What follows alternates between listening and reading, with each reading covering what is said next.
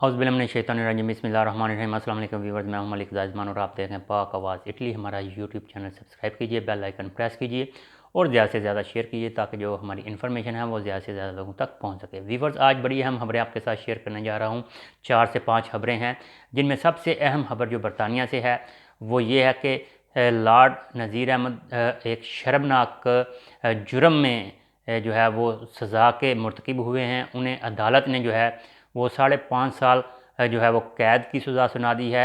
ये सारी तफसीलात BBC न्यूज़ से आपको मैं पढ़ के सुनाऊंगा और हू बहू जैसे लफ्ज़ ब लफ्ज़ जो है वो मैं जो BBC पे तहरीर किए गए हैं वही आपके साथ शेयर करूंगा।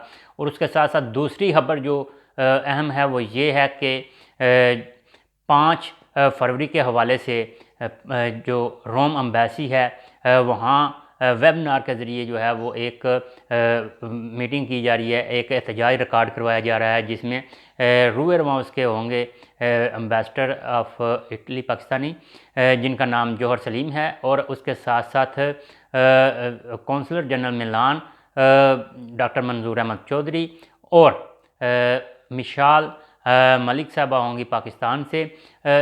तीसरी खबर अहम ये है कि PTI के जो इंट्रा पार्टी इलेक्शंस चल रहे हैं उस हवाले से मैंने अपने पिछले वीक व्लॉग में बताया था कि जो 2 रीजन्स हैं लम्बार्दिया और तरंतो, वहाँ जो है वो पैनल्स फाइनल कर लिए गए हैं। बिला मुकाबला जो है वो पैनल सामने आए थे, लेकिन मरकज़ में मैंने उस वक्त भी आपको बताया था कि जो है वो अभी टाइम है। तो इस टाइम के ख़त्म होते ही यानी कि कल 3 फरवरी था, टाइम जो है वो ख़त्म हो चुका है और जो मेरी नाकस इतलात हैं उसमें कम से कम 2 जो है वो पैनल सामने आए हैं, जबकि ज़्यादा से ज़्यादा जो है वो मुबैना तौर पे 5 के करीब हो सकते हैं, लेकिन 2 तो कन्फर्म हैं।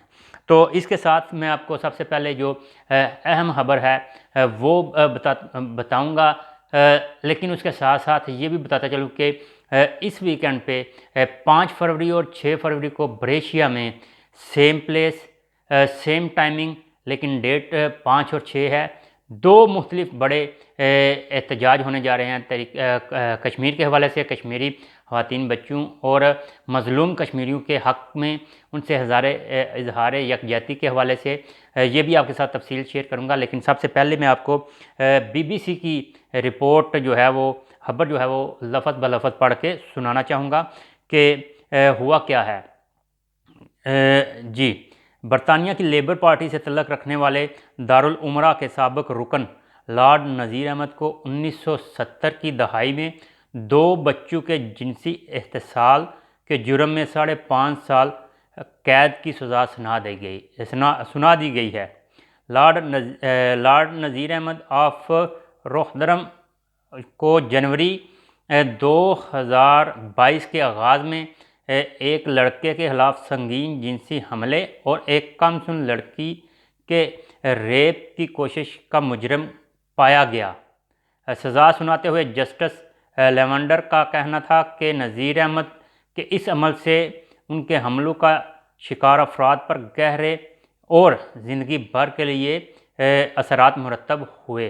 शेफील्ड क्राउन कोर्ट को बताया गया था कि सिलसिलावार जिनसी हमले रोहदरम में तब हुए जब नज़ीर अहमद टीनेजर थे। 64 साला नज़ीर अहमद अपने पैदाइशी नाम से अदालत में पेश हुए थे और खुद पर लगाए गए इल्ज़ामात की तरदीद की थी। ट्रायल के दौरान वकील इस्तगासा टॉम लिटल ने अदालत को बताया कि लॉर्ड अहमद ने 70 की दहाई के अवाइल में एक लड़की के रेप की कोशिश की थी जब वो खुद 16 या 17 साल के थे, मगर लड़की इनसे कम उम्र थी। इसी अरसे के दौरान 11 साला लड़के पर भी जिनसी हमला हुआ। टॉम लिटल ने कहा कि लॉर्ड अहमद का दावा है कि ये इल्ज़ामात बदनीति पर मबनी कहानी है, मगर सन 2016 में दोनों मुतासरीन के दरमियान होने वाली एक टेलीफोनिक गुफ्तगू की रिकॉर्डिंग से मालूम हुआ कि ये मन गढ़ंत वाक़यात नहीं थे।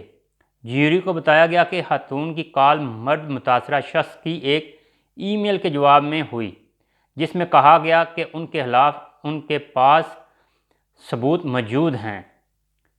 लॉर्ड अहमद पर के दो बड़े भाइयों 71 साला मोहम्मद फ़ारूक और 65 साला मोहम्मद तारक के साथ इल्ज़ामात आयद किए गए थे, मगर बड़े भाइयों को ट्रायल के लिए अनफिट करार दिया गया। उन दोनों के खिलाफ इसी लड़के पर नाशाइस्ता हमले का इल्ज़ाम है जिसका एहतसाल लॉर्ड अहमद ने किया था। हालांकि ये दोनों अफराद फौजदारी ट्रायल में नहीं थे, लेकिन ज्यूरी सबूत सुनने के बाद इस नतीजे पर पहुंची कि उन्होंने ये काम किया था। लॉर्ड अहमद ने नवंबर 2020 में उस वक्त इस्तीफ़ा दे दिया था जब कंडक्ट कमेटी की रिपोर्ट में पाया गया कि उन्होंने खुद से मदद मांगने वाली एक मजबूर खातून का जिनसी और जज्बाती इस्तेसाल किया था। उन्हें एक रीट्रायल के बाद मुजरम पाया गया था। उनके रवैये के खिलाफ इंक्वायरी BBC न्यूज़ नाइट की एक तहकीकाती रिपोर्ट के बाद शुरू हुई थी। रिपोर्ट के ज़रिए उन्हें दारुल उमरा से खारिज करने की सिफारिश की गई थी। वो ऐसे पहले लॉर्ड होते जो निकाले जाते, लेकिन उन्होंने इसके नफाज से पहले ही इस्तीफ़ा दे दिया था। क्राउन प्रोसिक्यूशन सर्विस के स्पेशल क्राइम डिवीज़न के सरबराह रोजमेरी एंसली ने कहा है कि इन फैसलों से ज्यूरी ने वाज़िया फ़ैसला दे दिया है कि जुर्म और ट्रायल के दरमियान जितना भी वक्त गुजरे वो मुतासरीन के दावों की साख और सच्चाई के हवाले से मुतमिन हैं। इनमें से एक मदा आलिया कुछ वक्त के लिए ताकत, असर और रसूख और ज़िम्मेदारी वाले ओहदे पर थे, मगर इस केस ने यह वाज़िया कर दिया कि जहाँ काफ़ी सबूत हों मुश्किल मुकदमात में भी वहाँ क्राउन प्रोसिक्यूशन सर्विस इस्तगासा दायर करेगी, ज्यूरी के सामने सबूत पेश करेगी और जायज़ सज़ा होते हुए देखेगी। ये थी जी BBC की रिपोर्ट, BBC की खबर। उसके साथ जो दूसरी खबर मैं आपके साथ शेयर करना चाह रहा हूँ, वैसे ये मुसलमानों पाकिस्तानियों के लिए, क्योंकि ये पाकिस्तानी नज़ात थे, तो ये एक अफसोस की खबर है, लेकिन ये मामलात इंग्लैंड की अदालत में हो चुके हैं। अब दूसरी खबर जी वो ये है कि रोम एम्बेसी के हवाले से कल 11 बजे 5 फरवरी को जो वेबिनार जो है वो मुनक्कद होगा, जिसमें ज़्यादा से ज़्यादा लोगों को शिरकत की अपील की गई है, और इसका जो लिंक है हमारे फेसबुक पेज पे आपको मिल जाएगा। आपने अगर ज्वाइन करना है तो वो लिंक पे जाएं और आप ज्वाइन हो सकते हैं।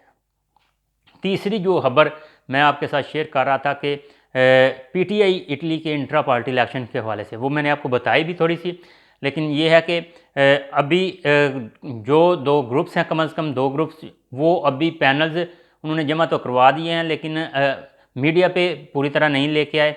कुछ लोगों के जो है वो नाम उन्होंने शो किए हैं, लेकिन साथ साथ जो 2 पैनल्स वाजिया हुए थे उनकी जो है वो लोग सामने भी आ गए, उनकी जो नशिस्तें जिस सीट पे लोग खड़े थे वो भी पैनल जो है वो सोशल मीडिया के ज़रिए सामने आ चुके हैं। 2 वो पैनल हैं, जबकि मेरी इतलात हैं कि 2 से ज़्यादा पैनल जो है वो इटली की सदारत के हवाले से जमा करवाए जा सकते हैं, बल्कि करवा दिए गए होंगे।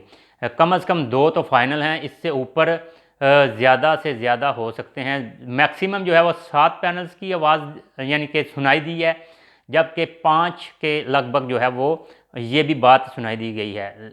जहाँ तक मेरा कंफर्मेशन का है, तो कंफर्मेशन के हिसाब से 2 पैनल हैं, बाकी कल या परसों तक जो है फाइनल हो जाएगा कि कितने पैनल सामने आएंगे।